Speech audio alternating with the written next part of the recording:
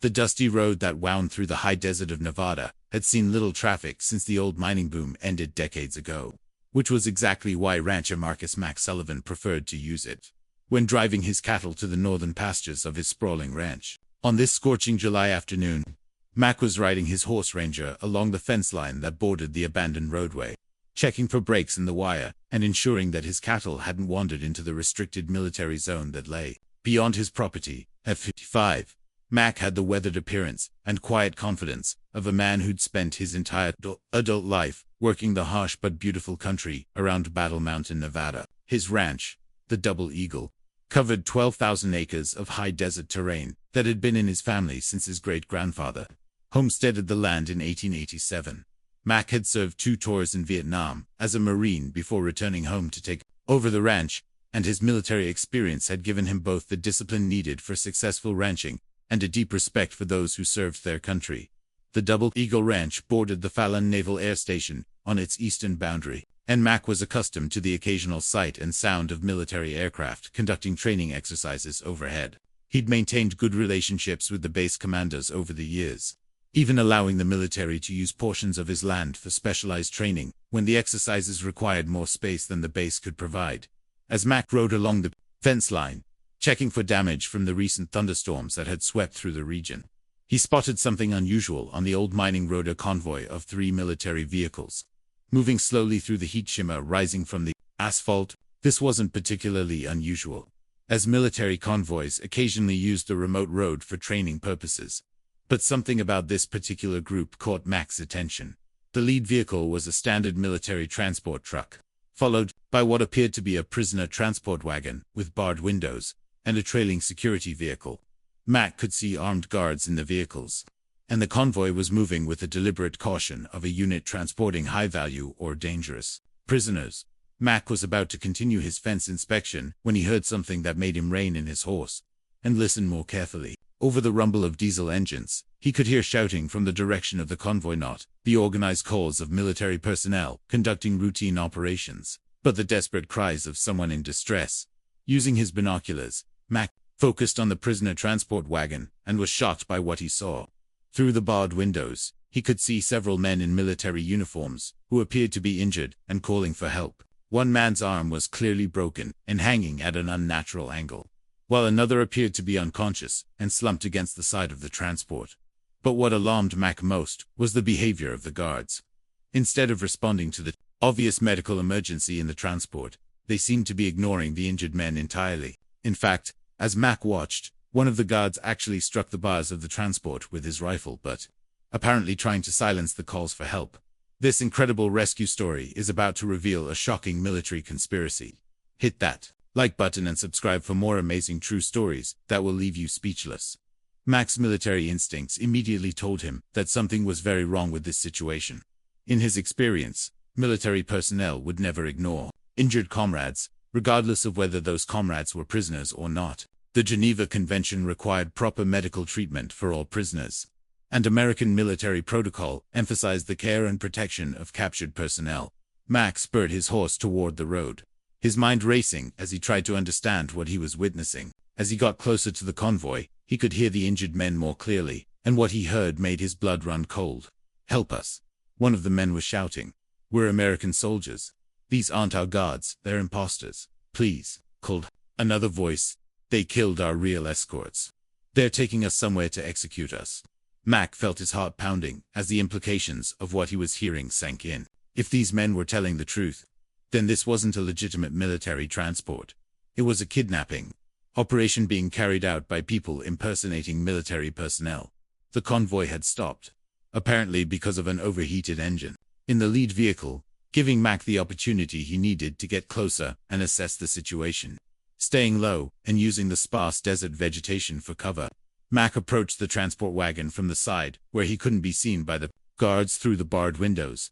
Mac could see 5 men in military uniforms, all of whom appeared to be genuine American servicemen. 3 were obviously injured, while the other 2 were trying to provide what medical assistance they could under the circumstances.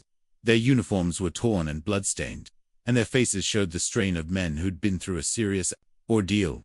"Soldier," Mac whispered through the bars, getting the attention of the nearest man. "I'm Marcus Sullivan. United States Marine Corps, retired. What's your situation? The soldier's eyes widened with hope when he saw Mac. Sir, Sergeant First Class David Chen, 82nd Airborne.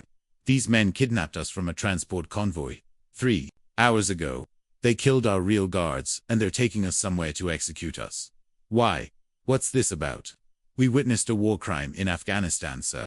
A massacre of civilians by mercenaries. We were being transported to give testimony at a military tribunal when these men intercepted our convoy. Mac felt rage building in his chest as he understood the full scope of what was happening. These soldiers were being silenced to prevent them from testifying about war crimes, and the men responsible were willing to murder American servicemen to protect themselves. How many guards? Mac asked quickly. 8 total, sir. All armed, all professionals. But sir, we overheard them talking. They're planning to make it look like we died trying to escape.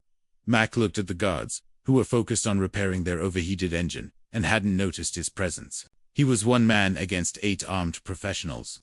But he had the advantages of surprise and terrain knowledge. And most importantly, he had the moral certainty that came from knowing he was fighting to protect innocent American soldiers. Sergeant Chen, Mac said quietly, in about 30 seconds, I'm going to create a distraction. When I do, you and your men get ready to move fast. Mac retreated to where he'd left his horse, and quickly retrieved his hunting rifle from the saddle scabbard. The weapon was a .356 with a high-powered scope, and Mac had used it to take game at distances up to 600 yards. More importantly, his Marine Corps training had taught him to be deadly accurate under pressure. Mac positioned himself on a small rise that gave him a clear view of the convoy, while providing cover behind a cluster of desert rocks. From this position, he could see all 8 guards, and had clear shots at the transport wagon's locks. Taking careful aim, Mac fired his first shot at the lock on the transport wagon's rear door, the heavy bullet shattering the mechanism and allowing the door to swing open. His second shot disabled the radio antenna on the lead vehicle, preventing the guards from calling for backup. This is Mac Sullivan, United States Marine Corps. Mac shouted, his voice carrying clearly across the desert. You men are holding American soldiers illegally.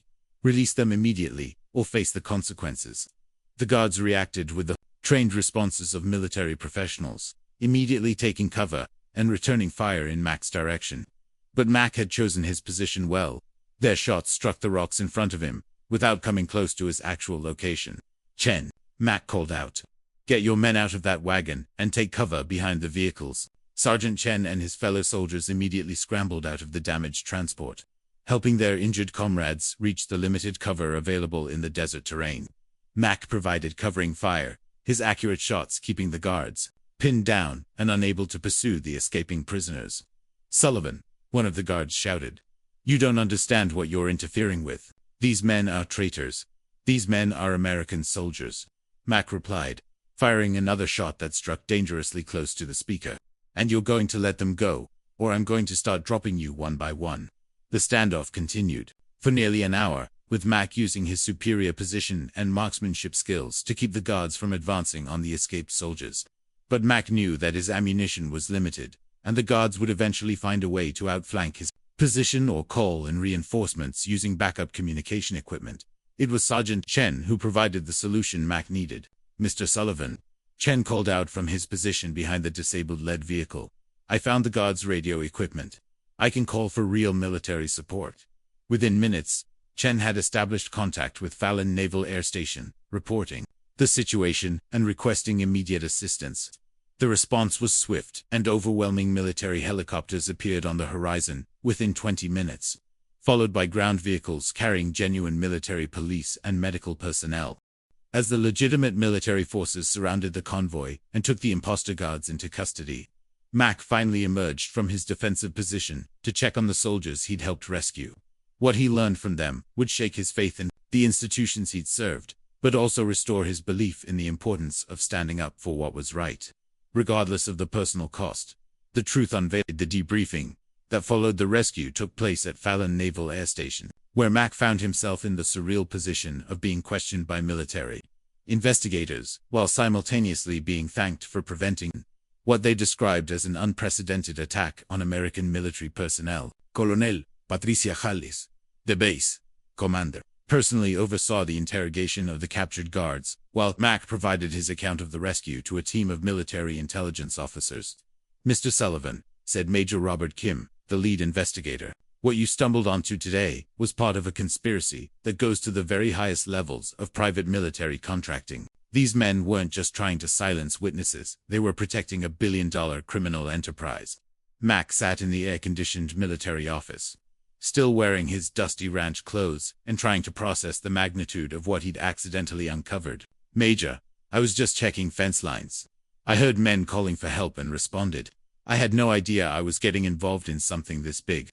"That's exactly what makes your intervention so remarkable," Colonel Hayes said, as she joined the briefing. These soldiers were being transported to testify about the massacre of an entire Afghan village by mercenaries from BlackRock Security Solutions, one of the largest private military contractors operating in the Middle East. Sergeant Chen, who had been treated for his injuries and was now able to provide detailed testimony, explained the full scope of what he and his fellow soldiers had witnessed.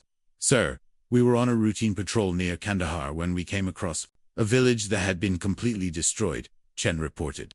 "At first, we thought it was Taliban activity, but then we found evidence that the attack had been carried out by American contractors." "What kind of evidence?" Major Kim asked. "Spent brass from American weapons, tire tracks from American vehicles, and most importantly, we found a survivor, a 12-year-old girl, who had hidden during the attack." She described the attackers as Americans in military gear who spoke English. Mac felt sick as he listened to the details of what these soldiers had discovered. "They killed civilians to cover up a war crime." "Worse than that," Colonel Hayes replied. "Our investigation has revealed that BlackRock Security was operating a protection racket in that region. They were demanding payment from villages in exchange for security services, and when this particular village refused to pay, they made an example of them. And these soldiers witnessed the aftermath," Mac said, understanding why someone would want to silence them. "Not just witnessed, they collected evidence," Chen continued. "Photos, witness testimony, physical evidence that could put dozens of people in prison for life and cost BlackRock billions in contracts and legal settlements." Major Kim consulted his files. "Mr. Sullivan, the men you helped capture today include former military personnel who were being paid substantial sums to eliminate these witnesses before they could testify. They'd already killed the real transport guards and were planning to stage the soldiers' deaths to look like an escape attempt gone wrong." Mac was beginning to understand why the rescue had required such desperate measures. "How many people were involved in this conspiracy?" "We're still investigating, but it appears to include at least 20 people in various positions within the military contracting system," Colonel Hayes replied. "People with access to transport schedules, personnel, records, and military communications." The scope of the corruption was staggering, but what impressed Mac most was the courage of the soldiers who had been willing to come forward. Despite knowing the personal risk involved, Sergeant Chen, Mac said, "You and your men knew that testifying would make you targets. Why did you decide to speak up?" "Sir, those were innocent people," Chen replied without hesitation. "Women, children, elderly people who never threatened anyone. When we saw what had been done to them, we knew we couldn't stay silent, regardless of the consequences, even knowing it might cost you your lives. Sir, what's the point of wearing this uniform if we're not willing to protect innocent people?" Those villagers trusted America to do better than what was done to them. Mac felt a surge of pride in these young soldiers who had chosen principle over personal safety. They reminded him of why he'd been proud to serve as a Marine, and why the military's core values of honor, courage, and commitment still mattered in a world that sometimes seemed to have lost its moral compass. Over the following days, as military investigators continued their work, Mac learned more about the conspiracy that his accidental intervention had helped expose. BlackRock Security Solutions had been operating with near impunity in Afghanistan, Iraq, and other conflict zones, using their connections within the military establishment to avoid oversight and accountability. The company was making over $2 billion annually from government contracts. Major Kim explained during one of their follow-up meetings. They had powerful allies in Congress, the Pentagon, and the State Department. Without the testimony of witnesses like Sergeant Chen and his team, their crimes would have remained hidden indefinitely. "What happens now?" Mac asked. "Now we prosecute everyone involved, from the mercenaries who carried out the massacre to the corporate executives who ordered it," Colonel Hayes replied. "And we make sure that Chen and his fellow soldiers receive the protection and recognition they deserve." But Mac was about to learn that the military's gratitude would extend far beyond simple thanks, and that his actions had earned him a place in a tradition of honor that connected him to the finest moments in American military history. 3 days after the rescue, Mac received a phone call that would change his understanding of what he'd accomplished on that dusty Nevada road. "Mr. Sullivan," said the voice on the phone, "this is General William Harrison, commanding officer of the 82nd Airborne Division. I'm calling to inform you that Sergeant Chen and his team have requested permission to honor you in a way that I believe you'll find meaningful." "General, that's not necessary. I just did what any American would do." "Mr. Sullivan, with respect, that's not true. What you did required the kind of courage and quick thinking that we try to instill in our finest soldiers. Chen and his men want to show their appreciation, and frankly, so do I." "What did you have in mind, sir?" "Tomorrow morning, if you're willing, we'd like you to be present when we conduct a formal ceremony honoring the courage of the soldiers you saved. But more than that, we'd like to honor you as well, in a way that recognizes the debt that the United States military owes to citizens like you." Mac agreed to attend the ceremony, though he had no idea what to expect. He'd assumed it would be a small gathering of the soldiers he'd helped, perhaps with a few local military officials in attendance. He couldn't have been more wrong. A gathering of heroes. The ceremony that took place at Fallon Naval Air Station the following morning was unlike anything Mac had ever experienced. As he arrived at the base in his pickup truck, wearing his best civilian clothes, and feeling somewhat out of place among the military personnel, Mac was astonished to see that the base's main parade ground had been prepared for a major formal event. Bleachers had been set up to accommodate hundreds of spectators. A reviewing stand had been constructed for military officials, and a full military band was preparing to perform. Most remarkably, Mac could see formations of soldiers from multiple units, preparing for what appeared to be a full-dress parade. "Mr. Sullivan," said Colonel Hayes, as she greeted Mac at the base entrance, "welcome to what may be the most unusual ceremony in this base's history." "Colonel, this seems like a lot more than I was expecting," Mac replied, feeling overwhelmed by the scale of the event. "Word of what you did has spread throughout the military community faster than we anticipated," Colonel Hayes explained as they walked toward the parade ground. When soldiers heard that a civilian had risked his life to save fellow Americans, the response was immediate and powerful. As they approached the reviewing stand, Mac could see that the ceremony was being attended by military personnel from across the region. The formations included not just soldiers from Fallon Naval Air Station, but also Marines from nearby bases, Air Force personnel, and even some Navy units that had traveled considerable distances to participate. "How many people are here?" Mac asked, still struggling to process the magnitude of the event. "Over 800 military personnel," Colonel Hayes replied, "plus families, local officials, and media representatives. This has become more than just a thank you ceremony. It's become a statement about the values that connect military personnel and the civilians they serve." General Harrison approached the reviewing stand, his dress uniform displaying the ribbons and decorations of a career spent in the service of his country. With him was Sergeant Chen and the 4 other soldiers Mac had helped rescue, all of them wearing their dress uniforms despite their recent injuries. "Mr. Sullivan," General Harrison said, extending his hand, "thank you for coming. I hope you understand that what we're doing here today is about more than just thanking you for your actions. We're honoring the principle that Americans look out for each other, regardless of whether they wear uniforms or not." The ceremony began with the presentation of colors and the playing of the national anthem, followed by a series of formal remarks from military officials. But the moment that would stay with Mac for the rest of his life came when General Harrison called him forward to address the assembled troops. "Ladies and gentlemen," General Harrison announced through the public address system, "it is my honor to introduce Mac Sullivan, United States Marine Corps veteran and the civilian who risked his life to save 5 American soldiers from execution by criminal conspirators." The response from the assembled military personnel was immediate and thunderous. Roar of approval and appreciation that seemed to echo across the entire base. Mac stood at the podium, looking out at hundreds of men and women in uniform, and felt the weight of their respect and gratitude. "I'm not much for speeches," Mac began, his voice carrying clearly through the amplification system. "But I want you all to know that what I did last week wasn't heroic. It was just what any American should do when they see fellow Americans in danger. But I also want to tell you about the real heroes in this story," Mac continued, gesturing towards Sergeant Chen and his team. "These soldiers witnessed a war crime and chose to speak up, knowing it would put their lives at risk. They chose truth over safety, justice over survival. That's the kind of courage that makes me proud to have served alongside people like them.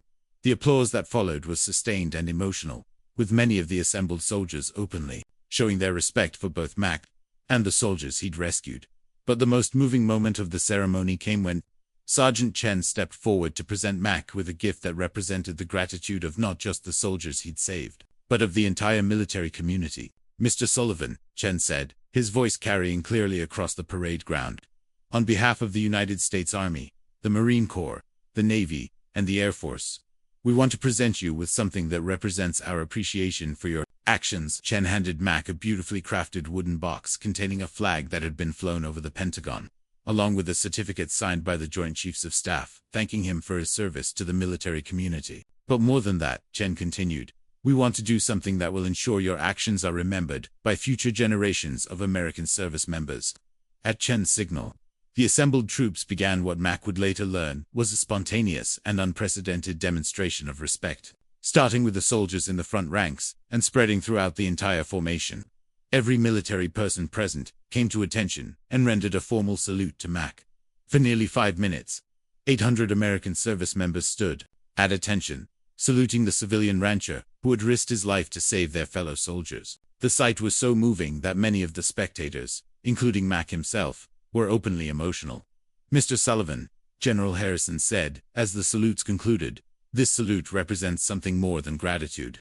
It represents recognition that you embody the values that we all swore to defend: courage, honor, and commitment to protecting our fellow Americans." But the ceremony wasn't over. As the formal proceedings concluded, something remarkable happened that no one had planned or organized. Soldiers began approaching Mac individually to shake his hand and thanked him personally for his actions. What started as a few soldiers became a receiving line that lasted for over an hour, with hundreds of military personnel waiting patiently for the opportunity to express their personal gratitude to the man who had saved their fellow soldiers. "Sir, thank you for proving that Americans still look out for each other," said a young Marine corporal. "Mr. Sullivan, what you did reminded me why I'm proud to serve this country," added an Air Force sergeant. "Sir, my father was a prisoner of war in Vietnam," said a Navy petty officer. "He always said that the most important thing was knowing that other Americans would risk everything to bring you home. You proved that's still true." As Mac shook hands with soldier after soldier, he began to understand that his actions had resonated far beyond the immediate rescue. In a time when many Americans felt disconnected from their military, his willingness to risk his life for soldiers he'd never met had reminded everyone present of the bonds that united all Americans, regardless of whether they wore uniforms. The ceremony concluded with a flyover by military aircraft from all 4 services. But for Mac, the most meaningful moment had been the individual conversations with soldiers who had taken the time to express their personal gratitude as he prepared to return to his ranch and resume his quiet life. Mac realized that he'd been changed by the experience as much as he'd changed the lives of the soldiers he'd rescued. Legacy of Courage. 6 months after the rescue that had transformed his life, Mac stood in his ranch kitchen reading a letter that had arrived from the military tribunal prosecuting the BlackRock security case. The testimony of Sergeant Chen and his fellow soldiers had resulted in the conviction of 17 people, including senior executives of the contracting company and the military personnel who had facilitated their crimes. The courage demonstrated by these witnesses, the letter read, made possible the largest successful prosecution of war crimes by private contractors in American history. Their willingness to speak truth to power, and your willingness to protect them when they were most vulnerable, has helped restore faith in the military justice system. But for Mac, the most meaningful communication had come from an unexpected source: a letter, written in careful English by Amira Hassan, the 12-year-old Afghan girl who had survived the massacre that Sergeant Chen and his team had investigated. "Dear Mr. Sullivan," the letter read, "I heard about what you did to protect the soldiers who tried to help my village. Because of your courage and their courage, the men who killed my family are going to prison. You helped give me justice, and I will never forget what you did." Mac had framed that letter and hung it in his kitchen, where he could see it every morning as a reminder that individual actions could have consequences far beyond what anyone might imagine. The military's recognition of Mac's actions had continued long after the ceremony at Fallon Naval Air Station. He'd been invited to speak at military academies, veterans organizations, and civilian groups, about the importance of civic responsibility and the bonds that connected military and civilian communities. What I try to tell people, Mac would say during these speaking engagements, is that we're all part of the same team. Military personnel serve overseas to protect our freedoms. But civilians have responsibilities too, to support our troops, to hold our institutions accountable, and to step up when our fellow Americans are in danger. Mac's ranch had also become an unofficial gathering place for veterans and active duty military personnel who wanted to meet the man who had become something of a legend within military circles. On any given weekend, Mac might find himself hosting Marines from nearby bases, Army personnel on leave, or veterans who had driven hundreds of miles just to shake his hand and share their own stories of service. "Mr. Sullivan," said Staff Sergeant Maria Rodriguez during one such visit, "you've become proof that the military and civilian communities aren't separate. We're all Americans, and we all have obligations to each other." But perhaps the most significant long-term impact of Mac's actions was the establishment of the Sullivan Protocol, a new military procedure designed to protect witnesses in cases involving war crimes or military contractor misconduct. The Sullivan Protocol, explained Colonel Hayes during a visit to Mac's ranch, requires multiple independent verification of witness transport security, real-time monitoring of prisoner movements, and immediate response procedures if a transport goes missing. What happened to Sergeant Chen and his team can never happen again. Mac was honored to have his name associated with reforms that would protect future witnesses, but he remained characteristically modest about his role in the changes. "I just did what felt right," Mac would say when asked about his legacy. "The real heroes are the soldiers who were willing to speak up about war crimes, and the military leaders who took their testimonies seriously." 1 year after the rescue, Mac received a visit that brought the entire story full circle. Sergeant Chen, now promoted to Staff Sergeant and assigned to a training unit at Fort Bragg, arrived at the ranch with news that would have profound personal meaning for Mac. "Mr. Sullivan," Chen said as they sat on Mac's front porch watching the desert sunset, "I wanted to let you know that I'm getting married next month. My fiancé and I would be honored if you'd be willing to stand with me as my best man." Mac was moved by the request, but Chen wasn't finished. "Sir, there's something else. My fiancé and I have decided that when we have children, we want to name our first son Marcus, after you. We want our kids to grow up knowing about the man who saved their father's life and helped bring justice to innocent people who had no one else to speak for them." As Mac looked out over the vast landscape of his ranch, he reflected on the strange turns his life had taken since that day when he'd stopped a prison wagon at Gunpoint. He'd started as a solitary rancher content with his quiet existence, but had become part of a larger story about courage, justice, and the responsibilities that Americans had to each other. The soldiers he'd saved had gone on to successful military careers. Their testimony had brought justice to war criminals, and their courage had inspired reforms that would protect future witnesses. But Mac knew that the most important legacy of that day was simpler and more personal. It was the reminder that ordinary people could make extraordinary differences when they chose to act on their principles. 2 years later, Mac received an invitation that represented the ultimate recognition of his actions. The President of the United States had decided to award him the Presidential Medal of Freedom, the highest civilian honor in America, for his role in protecting military witnesses and exposing war crimes. The ceremony at the White House was attended by Sergeant Chen and his fellow soldiers, along with military leaders from across the country who had come to honor the rancher, who had reminded everyone that courage wasn't limited to those who wore uniforms. "Marcus Sullivan represents the best of American values," the president said during the ceremony. When he saw fellow Americans in danger, he didn't calculate the risks or consider the consequences. He simply acted to protect people who needed protection. That's the kind of courage that has always defined our nation. As Mac stood in the East Room of the White House, wearing his best suit and surrounded by some of the most distinguished military leaders in America, he thought about the path that had led him from a remote Nevada ranch to this moment of national recognition.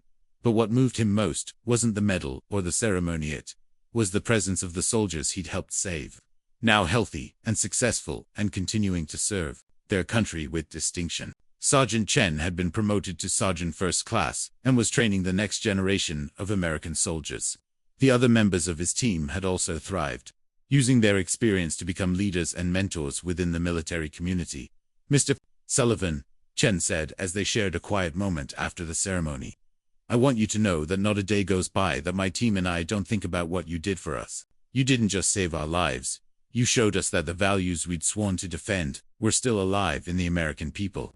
Mac returned to his ranch in Nevada with his Medal of Freedom and a renewed appreciation for the connections that bound all Americans together. His quiet life had been forever changed by his decision to stop a prison wagon on a dusty desert road. But he'd gained something more valuable than recognition. He'd gained the knowledge that individual courage could still make a difference in a complex and sometimes corrupted world. The Double Eagle Ranch continued to serve as an unofficial gathering place for military personnel and veterans, a reminder that the bonds between those who served and those they served were stronger than any obstacles that might divide them. If this incredible story about courage, justice, and standing up for what's right moved you, smash that like button and subscribe for more amazing true stories about ordinary people who become heroes when it matters most. Share this video with someone who needs to be reminded that we all have obligations to protect our fellow Americans, whether they wear uniforms or not. Comment below and tell us, would you risk everything to save strangers in danger? Ring that notification bell so you never miss our latest inspiring stories. Remember, sometimes the most important thing we can do is act on our principles, even when acting is dangerous. This remarkable story reminds us that heroism doesn't require military training or official authority. It only requires the willingness to act when action is needed. Mac Sullivan's decision to intervene when he saw American soldiers in danger demonstrates the kind of civic courage that has always been essential to American democracy. The soldiers he saved went on to expose war crimes and bring justice to innocent victims, proving that sometimes protecting witnesses is as important as any battle ever fought. Their story shows us that courage is contagious. When one person chooses to do what's right, it inspires others to be brave, creating a chain reaction of justice that can change the world. Mac's legacy lives on in the military protocols that now protect witnesses, in the lives he saved, and in the reminder that all Americans, military and civilian alike, are part of the same team, united by shared values and mutual obligations to protect each other when protection is needed most.